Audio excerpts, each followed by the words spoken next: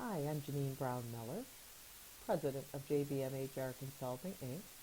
And I just want to spend a little time to take you through the overtime rulings as I understand them, what you need to do, and I'll explain some of the rules and implementation guidelines that I think would be considered best practices for you. The final rule comes into place December 1st, 2016. There's no change to the salary basis, so exempt are paid the same week to week, just like you're used to doing now.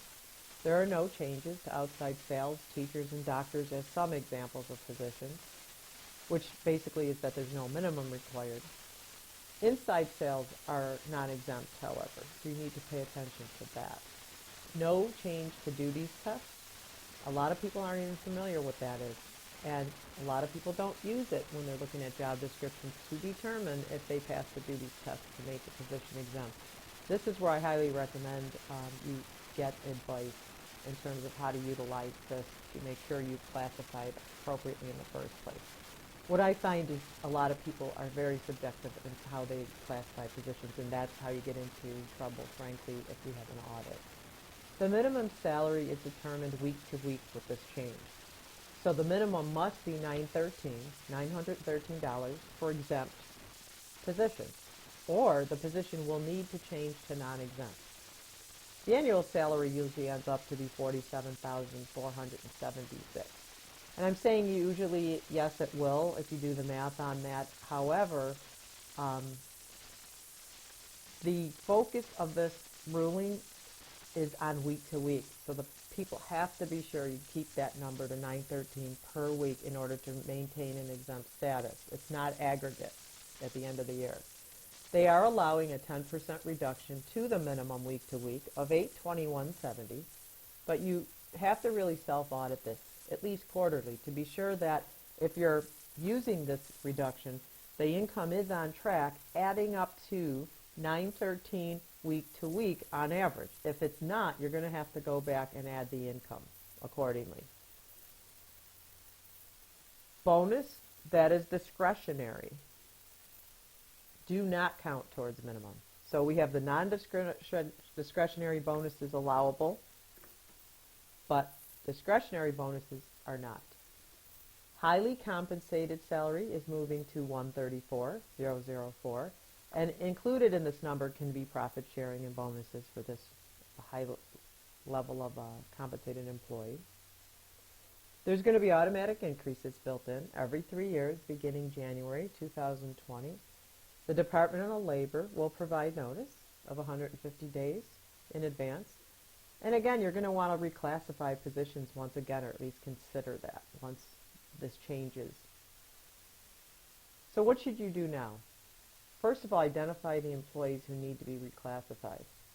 Speak with the employees that are now exempt and under the minimum. Determine their patterns of hours beyond 40 per week. Be realistic with this. Get a series of weeks so you get a real flavor for what they put in terms of time. Determine their pay based on your balancing your budget, of course. This is person to person. So review person to person because patterns are different. We all work differently, and those that are exempt now, all of them, if you ask each one, would probably give you a little different flavor for how many hours they actually do work. So you need to speak to all of them to get the playing field very clear so you know what hours you're really talking about. Because again, you're looking at whether you're going to move these people to the $913 per week or you're going to reduce them to an hourly rate. So that's the focus there. Tracking all work time is a major emphasis with these new regulations. It's a big change from going from non-exempt. I'm going non-exempt from exempt, So people that are exempt, again, they don't worry about time to time and hour to hour. They just work, they do what they have to do, they get the same salary. They're going non-exempt, the rules of the game change completely. The ability for tight record keeping is a must. Casual texts or emails outside of regular hours are now compensable. And again, they're not used to that. So you have to really let them know that this is what's going to happen. And then you have to develop ways to be able to track this time. Supervisors and managers must be aware of limitations they have asking employees in this category questions for work that are off the clock. First, I'd go into the job duty review. Again, many believe their job descriptions are compliant and up to date, and generally I find this is not the case. Get help with this process. There are many compliance factors that go into writing job descriptions, so don't just think that whatever you have is appropriate or it's going to work. Now's the time to really get the advice you need to have good, compliant job descriptions, because the job duties are, again, determine whether a position is exempt or non-exempt, including the salary. So you need to have both that meet the test, the criteria. Positions cannot be categorized as exempt or non-exempt based on subjective analysis. The specific criteria here is what I'm talking about, and that's the area where it has to pass the job duties test. Inside sales, bookkeepers, and some managers are a few common positions that are often misclassified. Engage employees. We need them to determine the reality of their work life. Determine pay based on expected overtime and salary. Consider the option of salary non-exempt. The goal for most businesses is to make total income stay the same, since they can't afford to pay more. The other thing is, you don't want high turnover because you're going to start now paying in such a way that makes people make a lot less either. So again, we've got to keep that balance. Consider flexible scheduling options to avoid the over 40-hour weeks. You want to look at your compensation plan. Determine whether you're going to move those exempt to non-exempt, and then whether you're going to have them salary non-exempt or straight hourly wage. Week-to-week calculation of actual hours worked are going to be very important. You can look at a fluctuating work week. It's often a good consideration. This would involve agreeing to a salary with the employee for 40 hours per week, and then you pay 0.5 for any time over that. So that's a salary non-exempt concept. And I believe this has to be signed by the employee in writing. Again, not being a lawyer, these are my best interpretations of what I keep hearing and seeing in the conferences I attend. But keep that in mind as well, that you're going to want some formal documentation in place. Or you could pay them straight hourly. And that has to just be at least minimum wage. But anything beyond 41 plus hours is time and a half, which I'm sure you're very familiar with now. Consider other changes that will affect going from exempt to non-exempt. Consider, are your benefits different for these categories? Do you give them paid time off that's different based on the classification? Just take the time to review your wage and hour policies. Consider how meal and break times affect people in non-exempt, because again, they're not used to this structure. Talk to them about travel time and how they'll be tracking their time. Talk to them about what your policy is related to using email or mobile devices. It should be just sticking to work hours, or again, you're going to have to be paying any time they respond to those work-related emails or texts. The timekeeping becomes very critical, so you're going to have to reassess how you keep time now and think about how you're going to be able to most accurately in the future, and then make any changes you need with your payroll company. Like anything, you need to keep communications open and clear with your employees. All levels of management need to fully understand this change. Determine who's affected and invite them to a meeting to discuss how their work life is changing. Cover timelines. Be proactive. Give them notice. Give them dates that things will be changing.